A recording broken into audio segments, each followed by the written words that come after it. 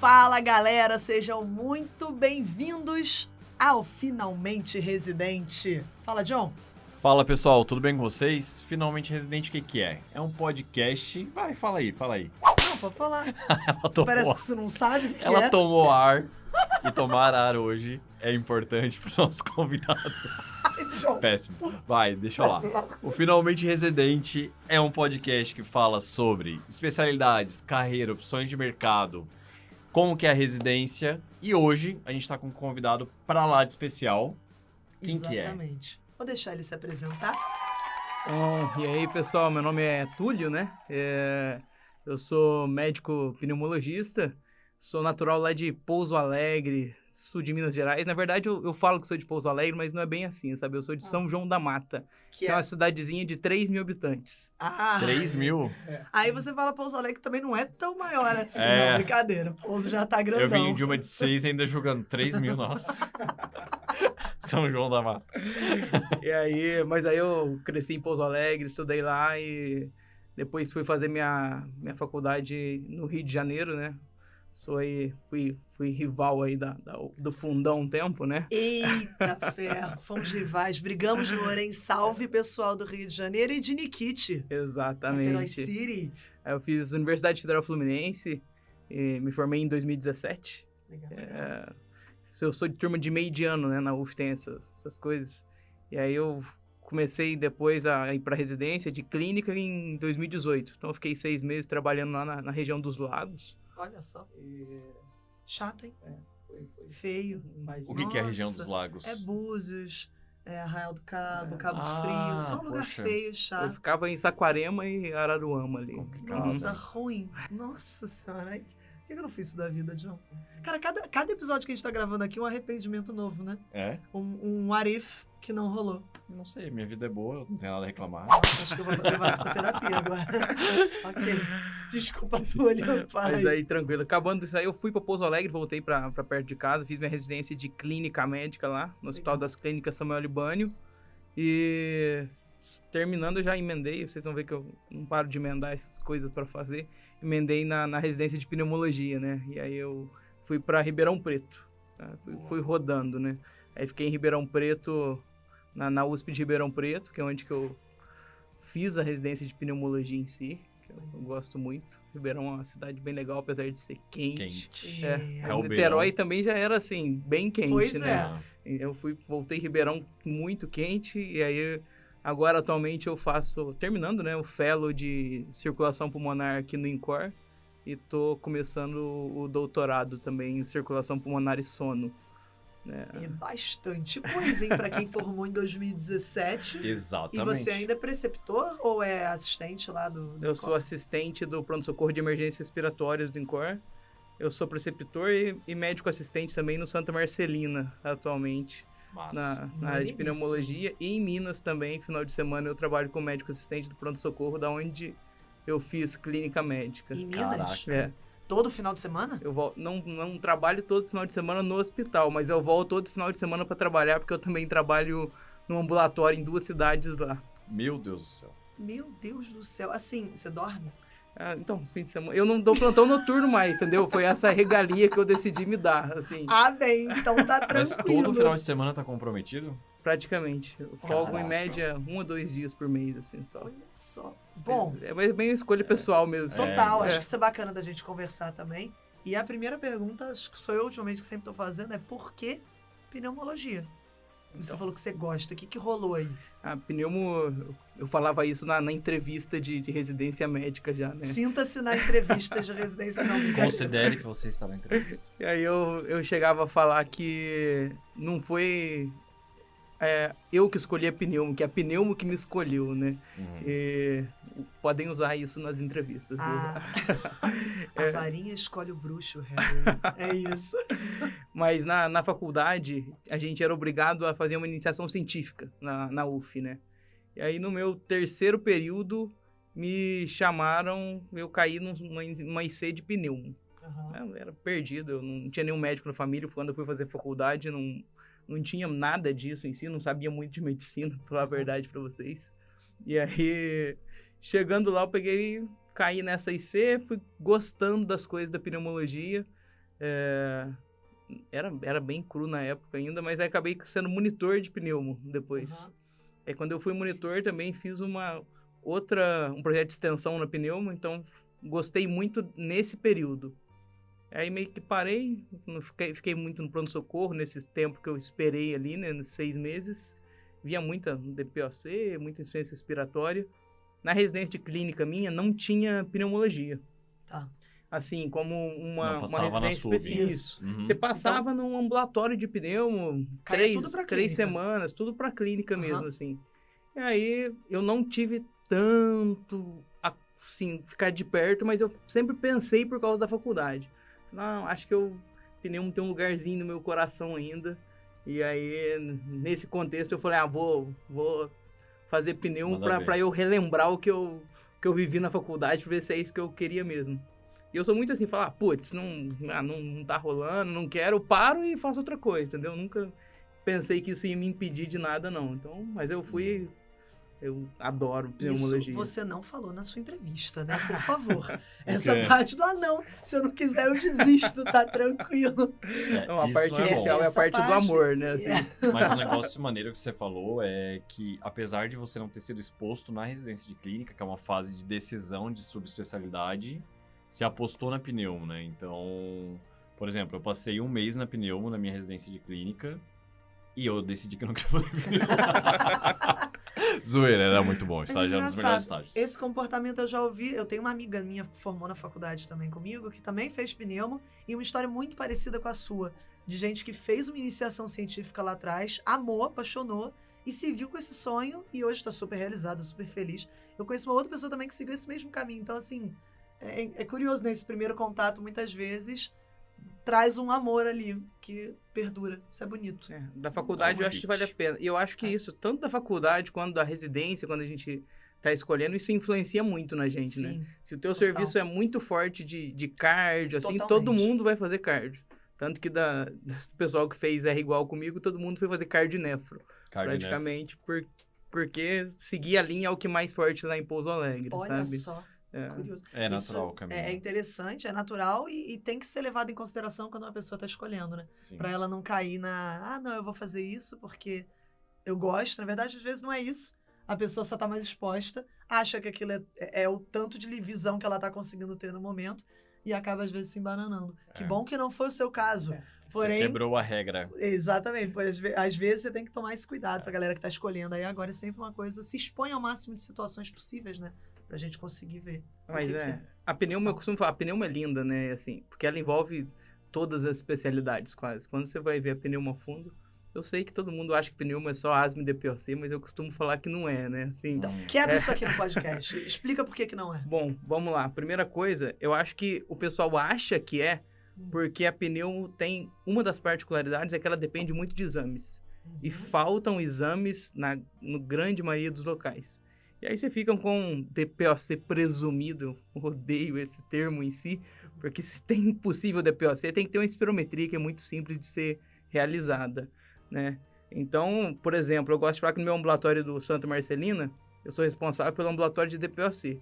Só que esse último ano, 50% dos casos que chegaram como DPOC não eram DPOC, sabe? Então, assim, Nossa. era isso para mais. Os residentes que ficam comigo lá, geralmente eu falo, ó, venham tranquilos, porque às vezes é residente de clínica que roda comigo, às vezes, né? Eles chegam falando, ó, vou ver DPOC o mês inteiro. Eu falo, não, fica tranquilo que você vai ver um monte de outra coisa que vai vir como DPOC e na tua vida também vai ser DPOC e não é assim. Então tem muita bronquiectasia que fica achando como é DPOC. Cheguei a pegar até uma fibrose cística que chegou como um DPOC para mim. Meu Deus. Então, assim, tem muito desses casos que vão correndo com um diagnóstico presumido e a gente vê. Aí, além disso, tem doença intersticial, que é um mundo à parte na pneumologia, que eu acho muito legal e difícil, apesar de tratamento ser corticoide quase sempre. Mas isso tem mudado, eu acho, né? A gente pode falar mais disso também. E outras coisas, né? Como hipertensão pulmonar, que eu tenho um viés grande para falar, porque eu gosto muito também. São áreas da pneumologia que ficam esquecidas, né? Hipertensão pulmonar, quem trata é o cardio.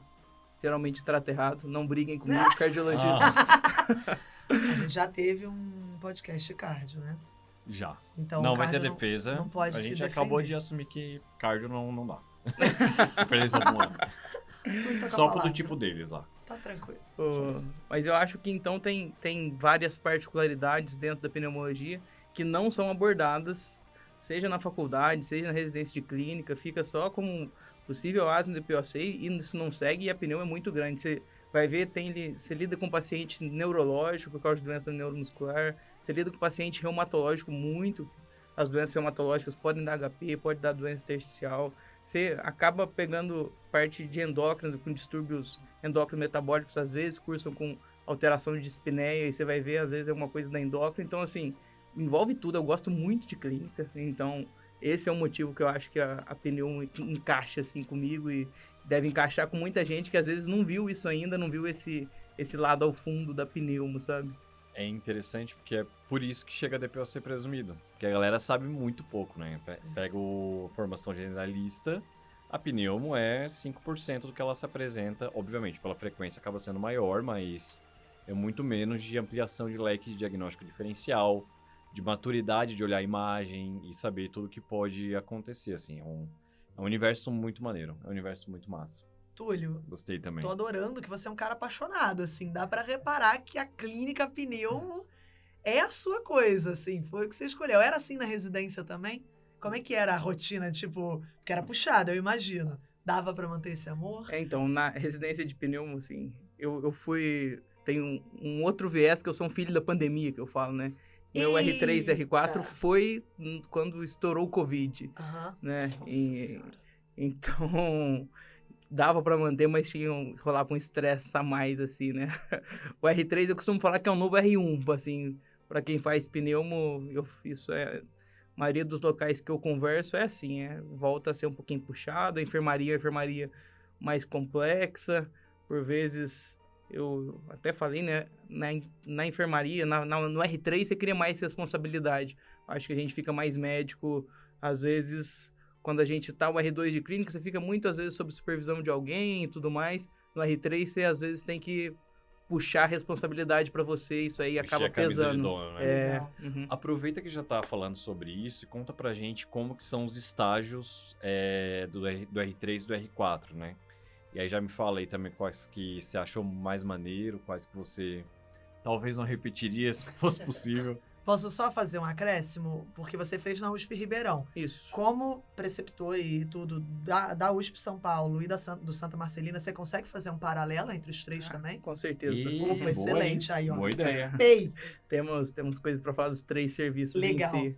O primeiro falando da USP Ribeirão, que é onde eu conheci e vivi muito, né? É dividido o R3, você fica sempre, a maioria dos locais na enfermaria, né? No INCOR é assim também. Então o R3 fica responsável por a enfermaria, você roda 3, às vezes do primeiro ano, 3 meses na enfermaria, e o resto do tempo a gente roda muito em ambulatório, né? Pneumo, não dá pra gente falar, pneumo ambulatório, o forte do pneumologista é ambulatório. Então, isso é uma coisa que não se tem muito na clínica e começa a ter na pneumo, e isso me ajudou muito. Você ter uma visão, e isso é muito forte de Ribeirão Preto e aqui do INCOR também, que tem muitos ambulatórios. Então, como tem muitos ambulatórios, você acaba vivenciando aquilo, tem dia, segunda a sexta, ambulatório cedo e de manhã, cada dia uma parte em si, uma disciplina, né? No meu caso, eu sempre gostei muito de hipertensão pulmonar, né? Por isso que eu faço fellow, né? Então, é um ambulatório que eu sempre gostei. E em Ribeirão Preto, a gente roda no R3 e no R4, no ambulatório de HP, que é muito legal e, assim, faz a gente gostar, né? Em compensação, tem alguns estágios que pesam, eu falo, assim, que eles falam, tem alguma coisa que você não gostaria, eu não gostaria de voltar a ficar na enfermaria jamais, né? Eita! Porque, puxa, é muito puxado do ponto de vista de que lá em Ribeirão Preto, o R3 é meio responsável pela enfermaria. Então tem o chefe que vai discutir os casos, mas quem evolui os pacientes é o R de clínica, e o R3 fica responsável por organizar ali o R de clínica, conferir a prescrição, ver se ninguém comeu bola de alguma coisa, esqueceu de prescrever o enox, tudo, e revisar o prontuário. Se der problema, a culpa é do R3. A culpa é do R3, Entendi. exatamente. Qualquer coisa. Entendi, captei. O R1 pode estar errado, mas a culpa é do R3. Caraca, o John. E a questão é que, às vezes, lá em Ribeirão, nesse estágio, por exemplo, tinha que revisar o caso todo. Às vezes, internou 5 pacientes no ambulatório de quarta. Esses 5 pacientes tinham que ser revisados prontuários para visita no dia seguinte. Então, 11 da noite, você estava lá olhando o prontuário do paciente, que estava desde 2015. Tomou de pirona em 92. Conhece isso. o caramujo. Alta rotatividade? Sim. De paciente. Lá, a nossa enfermaria não é muito grande. São 8 pacientes em média, que é o que a gente tinha. E aí, tinha vezes que eu era o mais azarado. Não sei por que isso acontecia, mas ficava 12, 13 já chegou a ficar na minha enfermaria, que era atípico, certo? Mas geralmente são 8. Comparando aqui com o serviço do INCOR, são 12 geralmente que a gente tem. A gente extrapola de vagas, às vezes fica com 20. Quem vê aqui, diferentemente lá de Ribeirão, é o R3. Então aqui não tem R de clínica para ficar dividindo o serviço. Então aqui no INCOR o residente tem mais parte burocrática ainda para fazer. Nossa, lembrei agora. Não sei se acontecia na USP Ribeirão ou no INCOR, mas lá no Unicamp, quem ficava na enfermaria, e os R2 em espelho dos R3, dos R4, né? Tinha que responder parecer de cirurgia e interconsulta. E, tipo, eu lembro também de uma outra função burocrática da alta, liberar, tipo, com O2 domiciliar, enfim, tinha que preencher uma papelada, cara. Isso me levou a memórias que hoje eu vou dormir um pouquinho mais infeliz de lembrar que eu já passei por isso. Isso tem mesmo, assim. Além disso tudo, a gente tem muito alto custo, né? A maioria dos medicamentos nossos tem que fazer uma papelada de alto custo. Então, tem que ficar, quem tá na enfermaria tem que ficar resolvendo isso tudo. E é puxado. Senhora. O estágio de interconsulta, Vocês têm um estágio à parte lá? À parte. Tanto em Ribeirão quanto aqui no INCOR. Eu dei azar. Na minha época, o R3... fazia interconsulta, aí quando eu passei para essa R4, cancelou, não é o R3 mais, agora é só R4. Nossa. Então eu fiquei 2 anos fazendo interconsulta lá em Ribeirão. Nossa senhora, que maldade. É puxado interconsulta.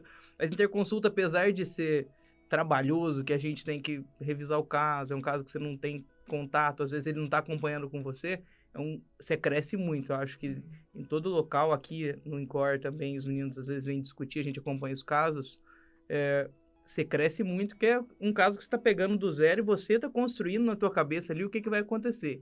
Então, apesar de ser um estágio que puxa, às vezes, para pneumologia principalmente, né? Porque o paciente está lá e ninguém perguntou se ele dormia em travesseiro de pena de ganso. E às vezes isso faz diferença, né? Nossa, Pneumo tem muito disso, né? Nossa, pena de ganso, cara. Tu entende por que era travesseiro de pena de ganso? Fala aí. Eu não Quero lembro, ver o mas era alguma... Puta, não sei se era doença intersticial com travesseiro de pena de ganso. É uma doença intersticial, exatamente. Pneumonite e hipersensibilidade. Nossa senhora, eu não ia estar isso nunca. Eu não lembro o nome de uma doença intersticial. E aí tem que essas picuinhas, né? Tem um local que eu trabalho que eles ficam brincando. Falam assim, o Túlio foi lá perguntar se o paciente mora com uma ovelha, alguma coisa assim, né? Porque às vezes eu vou puxando umas coisas assim que acaba fazendo diferença pro pneumo, essa parte de exposição, né? Então, é legal, eu acho que o residente, quando ele tá nessa parte de interconsulta, ele sempre cresce muito. E isso é meio unânime, quando era da minha época, quando eu tô conversando com o pessoal, sempre todo mundo aprende e gosta muito do estágio de interconsulta. Muito rico, né? É muito, muito rico, Legal. assim. Não, a pneu é muito maneira. E deixa eu te fazer uma outra pergunta, Túlio. Lá na residência, a parte de oncopneumo era vinculada a vocês ou era da oncologia? Porque na Unicamp eu acho que é uma das últimas que estava mantendo o onco junto com o pneumo. E aí? Lá funciona da seguinte forma. A gente tem um ambulatório, na verdade, que é de nódulo pulmonar. Legal. Então, chama pneumo-onco, mas não é pneumo-onco, é nódulo. Então, o paciente ficava com a gente até ter o diagnóstico de uma neoplasia. Aí, quando tinha, a gente caminhava para onco e o ambulatório era junto. A sala 3 e 4 era da pneumo, a sala 5 e 6 era da onco. Legal. Então, a gente já passava do corredor ali o paciente para eles, né? Às vezes, quem chegava mais cedo roubava a sala de alguém, falava isso, do dia a dia. Aqui no INCOR eles têm um ambulatório também que funciona, tem a parte de onco, mas tem um de pneumo-onco. Lá no Santa a gente não tem nenhum ambulatório de pneumo-onco específico, né? No Santa Marcelina, às vezes, até a gente tem um problema de que não preenche a vaga de pneumo, Um dos motivos que eu acho é que às vezes o nosso serviço lá acaba não tendo tanto recurso quanto o Incor ou quanto o uso de Ribeirão Preto. Por exemplo, a gente não tem uma pletismografia lá, a gente não tem uma cintilografia de inalação-perfusão.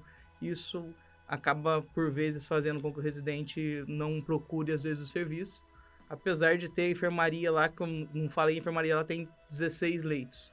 Nossa, E aí, mas lá Só tem da- residente só da clínica, pneumo. só da pneumo. legal. Bastante. Só que aí não fica tudo da pneumo, né? Às vezes precisa de rodar leito, A acaba guerra dos rodando. leitos. Vai, né? chega lá. A neurocirurgia chega lá, pelo amor de Deus, o residente fica se humilhando pra dizer, pelo amor de Deus, eu preciso de internação, o chefe vai me matar. Parece, às vezes, É, alguns parece. casos que não são pneumológicos. Na enfermaria da pneumo, quem conduz é a nossa equipe, sabe? Isso Legal. acontece também. Pô, massa demais. Eu ia te fazer uma pergunta que eu esqueci. Lembrei. Que era a seguinte: você falou assim, logo no início, sobre a pneumo ser uma área com muito exame.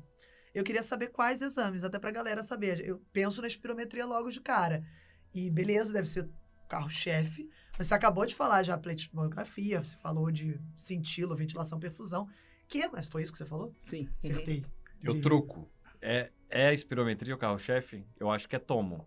Então. Uma boa! Ê! Acabei de falar que a gente podia bater palma, que a gente vai ensurdecer a Eu galera. tô me segurando aqui. Mas ó. eu tô curiosa agora. Então vamos lá. Na verdade, quem deveria ser o carro-chefe é a espirometria. Mas quem acaba sendo a tomografia mesmo. Eita. Vivência, Joana, vivência de pneumo aqui, um mês. Não entendi por que você tá batendo se eu tô certa. Eu devia estar certa. Mas é esse o problema, né? É o que a gente falou. Porque tomo é muito mais disponível, então todo mundo chega no PS, nem pede raio-x mais, pede tomo às vezes direto. Isso é uma crítica, às vezes, até que a gente tem. Então todo mundo tem tomo, mas aí o cara nunca tem uma espirometria, sabe? Eu costumo falar que a espirometria pro pneumo é tipo eletro pro cardio, entendeu? Porque é o básico ali para diferenciar a minha conduta para o caminho que eu vou seguir do paciente. Então, o paciente, às vezes, está com uma dispneia progressiva, você jura que é um DPOC porque ele fumou, fez uma espirometria e está totalmente normal. Quebrou minhas pernas. Eu tenho que pensar no diagnóstico diferencial, sabe? Entendi. E, Interessante. assim, a espirometria, então, me guia muito. É um exame muito simples, né? E vendo para o que mais tem de exame, né? Então, a gente tem os exames de imagem, tem a tomo. E a tomografia tem que ser cada vez mais, ficando mais tecnológica, né? Perfeito. A gente tem hoje em dia, por exemplo, uma tomografia de dupla energia. Não sei se vocês já ouviram falar. Essa não. John, eu também não. Criança não pede TC. Salvo raras exceções, então eu De não crânio vou só saber. quando bate a Só cabeça de crânio ali, né? e olhe lá. Ou só quando é muito pepino. Mas fora isso, Mas, umas fibrosas císticas também ganham umas TCzinhas, vai. mas, então, a tomografia tem algumas particularidades. Tomografia de dupla energia a gente usa, por exemplo, para avaliar melhor a parte de perfusão pulmonar. Ela, quem sabe, a gente acredita que ela pode até substituir o outro exame, que é a cintilografia de inalação-perfusão. Que a gente Só. usa para avaliar TEP agudo, TEP crônico, principalmente. E ela acaba trazendo algumas informações a mais quando você vai ver a fundo a fisiologia em si. Um paciente, você vai fazer uma cintilografia de Mais inalação. que a cintilo VQ. Que é a cintilo VQ. Ah, A de inalação-perfusão é a cintilo VQ. Uhum. legal. Certo. Não, mas a tomo de dupla energia faz... Ah, é? Ela Olha só. é melhor, mais sensível, que a gente fala assim, sabe? Nossa. É muito mais fácil de ver também, tá? Pra TEP subsegmentar, no Isso, caso. exatamente. Massa. Você consegue ver umas áreas que você consegue pôr até a corzinha que você quer colocar em onde fica a perfusão, você quer deixar vermelhinho, Olha só, que azulzinho, bacana. sabe? Então, fica bem visual. E isso tem crescido, mas assim, muito pouco disponível, né? Essa era a minha próxima pergunta desses exames. O que a gente consegue encontrar em São Paulo com mais normalidade? Que eu imagino que seja mais fácil do que, por exemplo, Pouso Alegre, botando de exemplo aqui, ou até mesmo outras capitais ao longo do Brasil. O que a gente encontra? Espirometria e tomografia sempre, em todo lugar que a gente vai, né? E aí, tomo de dupla energia é uma realidade em São Paulo já, Legal. mas principalmente em grandes hospitais, assim como a cintilografia de inalação-perfusão, né?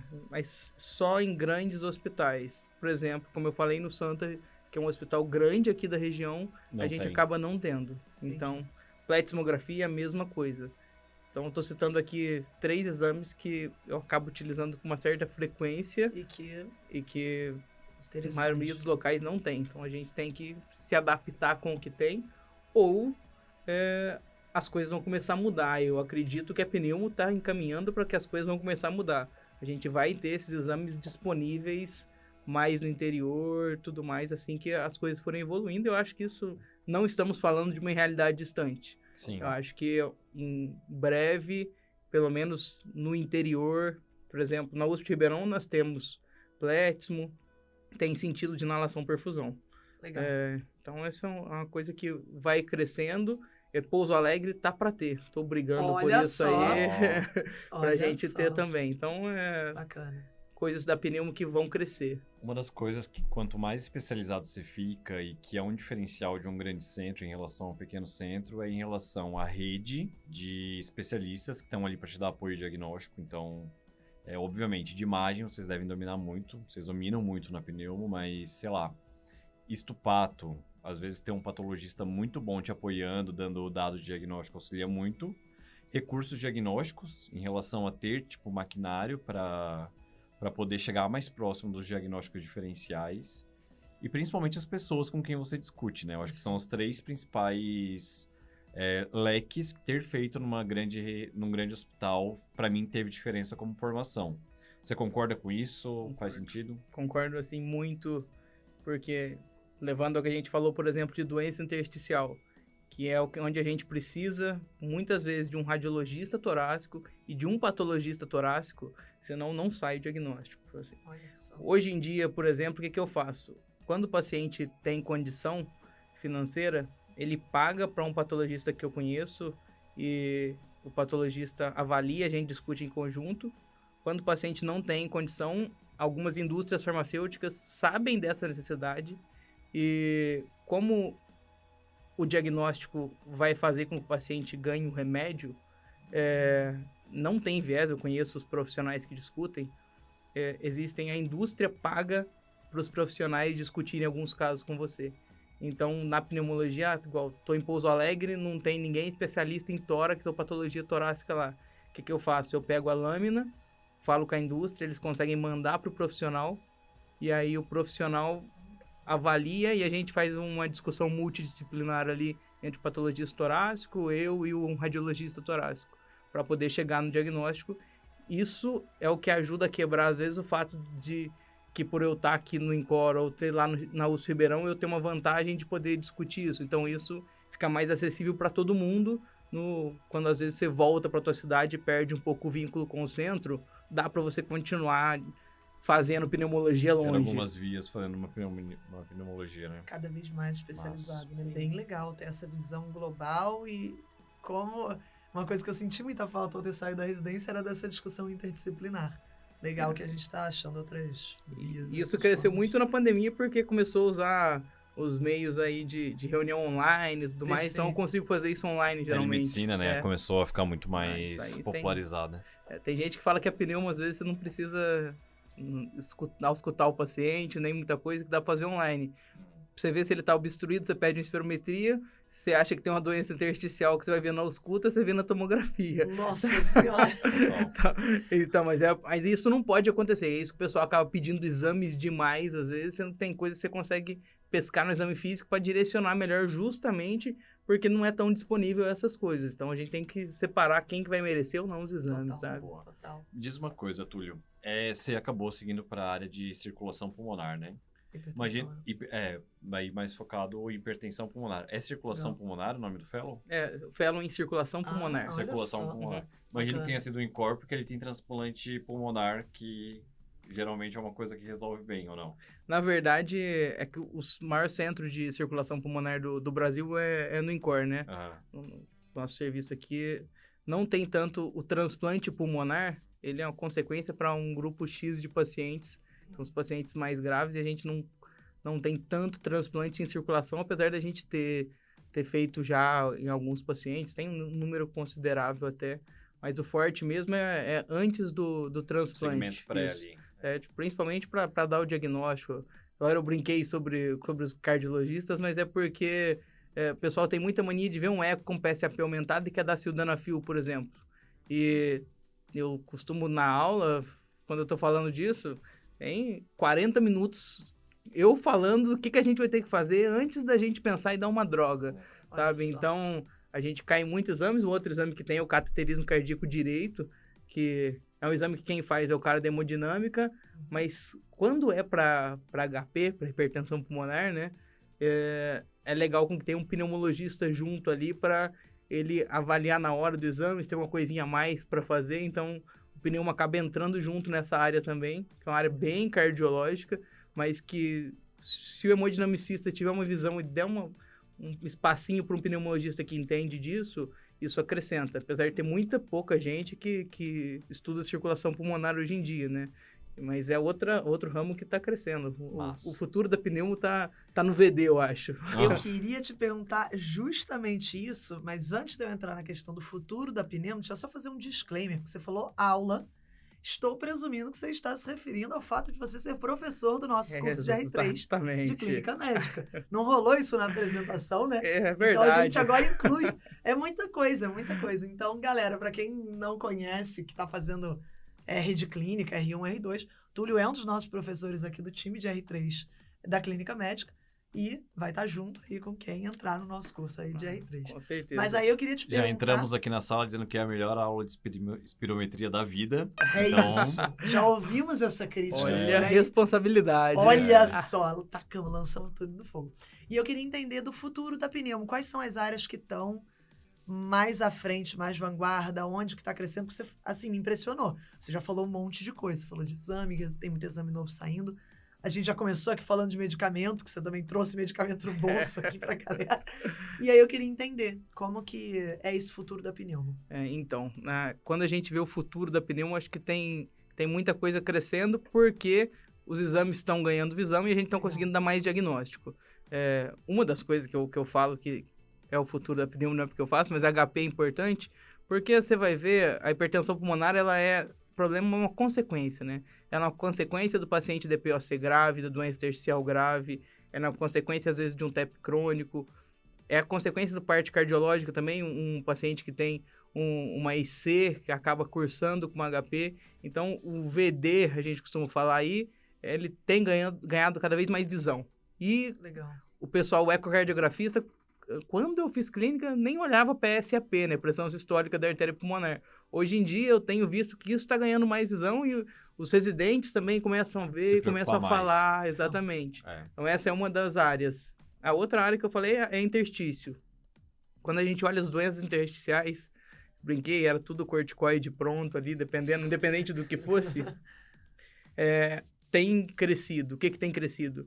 Antifibrótico tem ganhado a sua utilidade ali, e também imunobiológico. Então, a gente tem visto que determinadas doenças intersticiais, por vezes associadas à colagenose, quando a gente começa imunobiológicos, os pacientes têm melhorado e tem alguns imunobiológicos para determinadas patologias já. Então, quando fica nessa, é um outro campo que a gente está ganhando aqui, que é importante. Você vai andando junto com a reumato, mas dependendo de onde você estiver trabalhando, não tem reumato. Então, quem vai tomar conta de hemorragia alveolar vai ser o pneumo ali, sabe? Então, é muito disso que a gente vai agregando das outras áreas, e, além de exames, né? Exames também, que é uma forma, inclusive, de renda que a gente pode ter, né? Total, bem legal. Depois de formado, como que a pneumo se ramifica em opções de sub de pneumo? Assim, quais são as opções de um residente que se formou? Agora eu vou fazer um fellow. Como que se ramifica? São muitas ramificações? São poucas? Não são muitas, mas acho que tem diversos caminhos a serem seguidos, né? Pensando na parte de ambulatório em si, a gente já tem a questão que você pode seguir para ou circulação pulmonar, ou doenças obstrutivas, ou doenças intersticiais. Tá. Todas essas são especialidades ambulatoriais, você pode ter fellow nessas áreas. E não é R5, é fellow mesmo? É fellow. Tem R5, geralmente, de sono. Tá. Então, olha só, geralmente, você pode ir para essa outra área também, que é ambulatorial e tem um pouco de exame, né? Que é a polissonografia, você inclusive pode fazer para laudar polissono, então você pode entrar nesse outro quesito. Legal. E tem a parte de procedimento. Você pode fazer tanto sub de pleura, né? E aí, quando você faz de pleura, não tem tanto procedimento em si, mas às vezes pode fazer uma biópsia, e um tórax centésio todo mundo faz, né? Apesar que eu fazia errado, eu fui aprender só na minha residência de pneumo, que eu não sabia fazer direito. Eita. A Conta pra galera, toracocentese. que deve ter mais gente que faz errado, O que então. você viu Então. que você fazia errado? O que acontece é que quando você coloca o gel, por exemplo, colocou, limpou, perfurou, começou a tirar o líquido, quando você coloca o gelco, se você deixar o gelco aberto e o paciente ficar respirando, cada vez que ele respira, a pressão negativa puxa o ar de fora para dentro.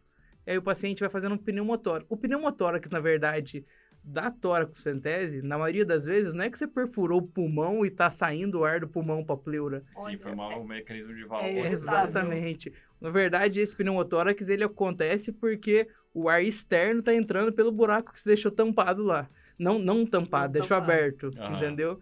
E eu não sabia, às vezes, teve um dia que eu, inclusive, pus o gelco, onde que eu fiz clínica, era um caos, aí teve uma parada, eu deixei o paciente com o gelco lá, fui atender a parada, a hora que voltou, fui, Já tá. terminei, a toracocentese, vou fazer o raio-x.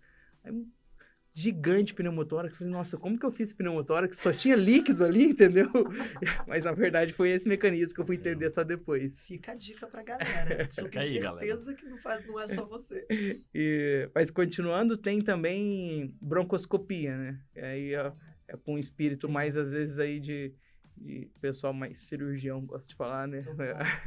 Mas é um exame também que tem cada vez mais ganhado, assim, visibilidade.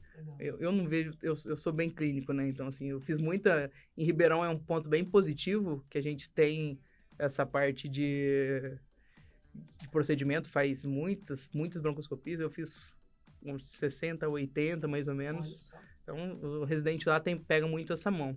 Então, tem essa parte. E, além disso tudo, ainda tem terapia intensiva, né? Que o pneumo... Eu ia perguntar justamente isso. Na terapia intensiva, como é que entra nisso tudo? Que o pneumo entra, pode fazer o fellow. Eu trabalho em terapia intensiva hoje em dia, às vezes com plantão, bem esporádico. E em Ribeirão não tem a especialização na grade em si rodar em UTI, que é um diferencial negativo, vamos falar assim, em comparação com as outras instituições. Mas a gente acaba pegando uma coisa ou outra, mas dá para fazer um fellow também depois nessa área, onde ficar pneumo intensivo. Então, tem bastante coisa para se seguir depois da pneumologia em termos de fellow, e quando você termina pneumo, você já sai com isso tudo no geral aí, né?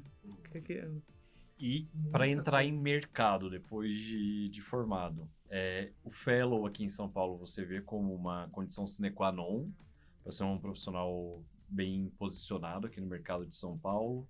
Como tu vê na tua realidade em Pouso Alegre, se isso é uma coisa que pode ser um diferencial, mas não é isso que vai te trazer paciente? Qual que é a tua análise em relação ao recém-formado em pneumo? Quais são as opções e como que você vê se inserir no mercado? Eu vejo isso eu gosto de falar que é muito pessoal. Por exemplo, tem o pessoal que estava saindo agora aqui do INCOR, a gente conversa muito com os residentes, o que cada um vai fazer, né? Aqui a gente tem no INCOR tenta segurar muito, pensa deixar o pessoal fazer doutorado e tudo mais, mas isso vai de cada um. Tem gente que terminou e falou, não, quero voltar para minha terra e trabalhar. Dá para fazer isso? Super dá, na minha opinião. Se você não quiser fazer nenhum fellow, já tá cansado, não é maníaco da pneumo que nem eu aí. Então, quero voltar, quero trabalhar. Dá para você trabalhar porque você sai com uma noção muito boa de tudo, acho que na grande maioria das instituições em si. A questão é que, e o fellow, cabe?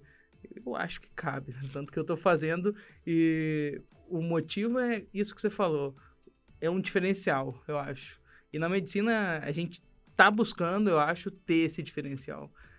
Isso acaba te atraindo pacientes. Isso não é tão diferencial, por exemplo, de eu botar no meu Instagram e falar, sou especialista em circulação pulmonar, a maioria das pessoas leigas em si nem vão saber o que é isso, Perfeito. né? Mas para os colegas médicos em si, vão falar, não, essa pessoa aqui, ela é especialista em circulação pulmonar. Viu uma PSAP aumentada? Vou mandar para ele, porque às vezes eu não tenho nem noção do que eu tenho que fazer, entendeu? Então, isso acaba direcionando. Mesma coisa vai funcionar, por exemplo, tem gente que interstício é bem difícil, né? Então, as pessoas fazem o quê? Viu uma doença intersticial, até o pneumo, às vezes, e falam, vou encaminhar para tal pessoa, porque aí ele entende mais. Então, o fellow faz a diferença em todos esses sentidos para você se diferenciar e se destacar, independente se você estiver no interior ou aqui na capital. Sim. E lá em Pouso Alegre tu já não vê essa necessidade. É outra forma que chega paciente para os pneus de lá. Para eles, principalmente. Mas o que acontece? No meu consultório, por exemplo, eu tenho um consultório particular lá também. É um consultório quase de alta complexidade, eu falo. Que não chega umas minhas, sabe? Eu fico até triste. Falo, vou passar uma lenha, vai ficar tudo bem. De boa. Não, aí chega mais doença intersticial e HP, justamente por eles saberem que você tá fazendo uma especialização, você acaba virando meio referência nesse sentido. Isso é legal, hein? Isso é bom. Isso é bem legal. Isso ajuda bastante tanto para você ficar conhecido, né? Quando você fica os casos mais complexos estão vindo para ele, às vezes as pessoas vão querer te ver mais. Isso é um diferencial, acho que, para o consultório particular. Eu acho que acaba sendo uma porta de entrada e puxando toda outra demanda geral, né? Sim, isso é uma coisa que o pessoal da clínica gosta muito, né? Muita gente quer isso que você está conseguindo. Então, é um caminho possível dentro da pneu, mas dentro das outras áreas eu imagino que também um pouco. Não, exatamente. Você atende alguém com uma HP, o filho tem uma asma e vem umas minhas para você depois, entendeu? Exato. Então, isso vai ajudar. Exato, bem bacana. Acho que deu para ter uma dimensão bem global, não só do que dá para fazer com a pneu, mas de como a pneu é ampla. Eu acho que eu, que não rodei na clínica, não fui residente de clínica, não tinha essa dimensão toda, de tanto de coisa que pode ser feita a partir da pneu. Foi bem interessante. E aí eu sempre tenho a pergunta do fogo, que a gente sempre pergunta, a gente tá falando de mercado, de como é que vai, mas e um recém-formado de pneumo, o quanto que ele pode esperar ganhar? Eu sei que vai depender muito do caminho que ele vai seguir, mas uma faixa de preço, assim, por onde ele for.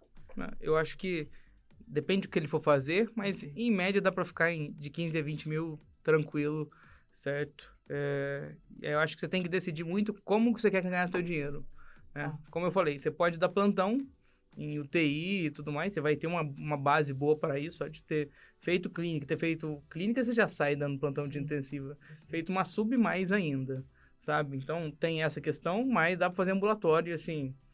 Aí vem como ganhar dinheiro no ambulatório de pneumo, e essa é uma questão que vai de pessoa para pessoa. E, mais uma vez, é muito particular. A minha consulta é chata a primeira vez, porque demora, tem que perguntar da pena de ganso, tem que perguntar se tem passarinho, então demora quase 1 hora. E eu decidi por não atender nenhum convênio.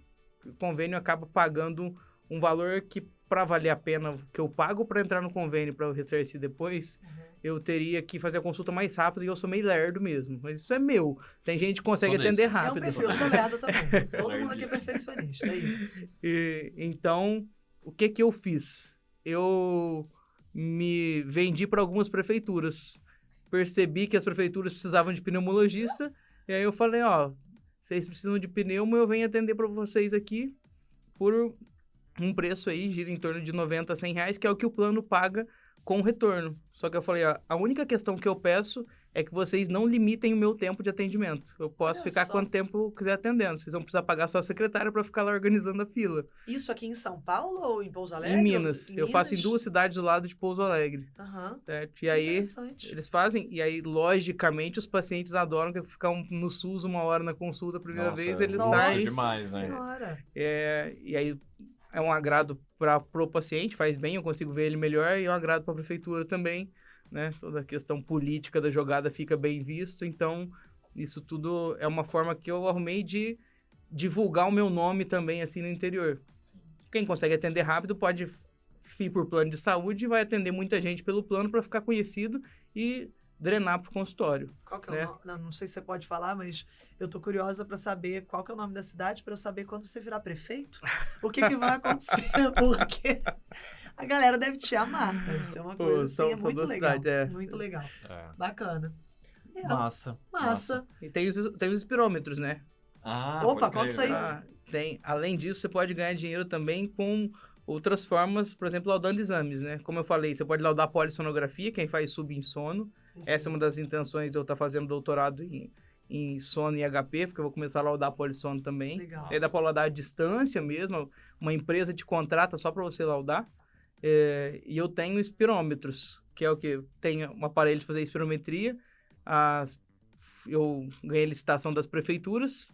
E aí, o que acontece? Que tem uma técnica que faz o exame para mim, eu só tenho que laudar. Olha Então, só. dá para você ganhar dinheiro com isso também na pneumologia. Bacana. Uma outra parte, às vezes, aí fica em casa, é um extra. Interessante. Bacana. Uma visão mais empresarial também, Total. né? de A fazer sala legal. da gritaria, que deve ser.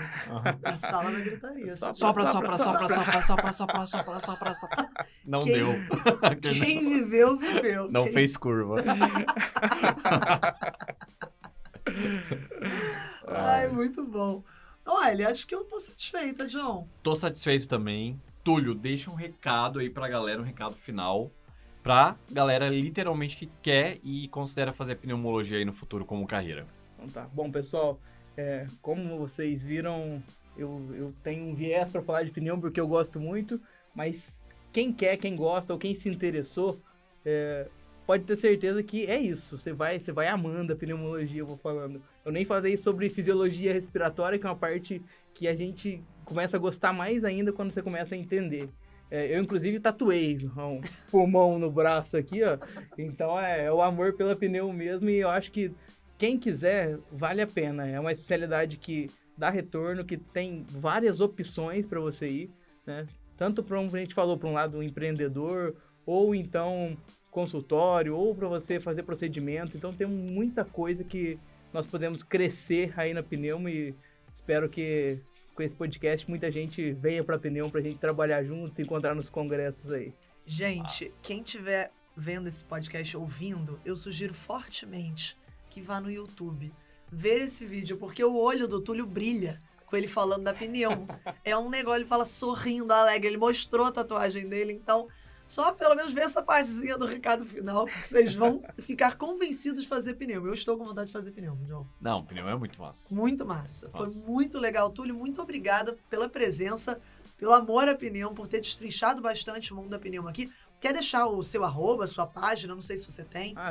Tem meu Instagram pessoal aí, às vezes tem uma coisinha ou outra de pneumo lá, é tulio.pneumo. Bem fácil. Gostei. Marketing. E aí, Menos é mais. só tá lá, tem bastante da minha vida também pessoal, que eu coloco lá nos meus esportes, as coisas que eu faço, e às vezes a gente coloca uma coisinha ou outra de pneumologia, uma coisinha ou outra de HP, principalmente, pra quem possa ver. Bacana. Massa. Muito massa. Joãozeira, ficamos por aqui? Ficamos por Eu aqui. achei legal desse podcast que a gente teve muita interação. Eu não sei se agora quem tá ouvindo já vai ter saído, mas com 2 outros podcasts que a gente gravou recentemente, que foram da Reumato. Então a gente falou aqui, né, em alguns momentos com algum flerte da pneu com a Reumato. E da Bronco, que na realidade a gente acabou de gravar um episódio da endoscopia. A gente comentou um pouco de Bronco também. Então são outras 2 áreas aí que foram trazidas. Quem que tiver interesse, onde que a galera pode ouvir a gente, John? Em qualquer reprodutor de áudio. Reprodutor de áudio, é isso? Ficou bonito, hein? Acho que é Eu isso. botei uma confiança, né? Depois eu perdi. Tá? Em qualquer reprodutor de áudio, de streaming, como Deezer, Spotify, Apple, Amazon, enfim. Ou no YouTube. E também não deixa de seguir a gente lá no Instagram, @medway.residenciamed. E no YouTube também. Clica no inscrever, sininho, aqueles escambau lá, tudo. Que a gente nunca sabe direito o que é, mas que dizem que é bom. Então, Exato. muito obrigada pela parceria, galera. Seguimos aqui na nossa 4ª temporada, ó. Beijo grande. Até o Beijo. próximo episódio e a gente se vê. Valeu! Valeu!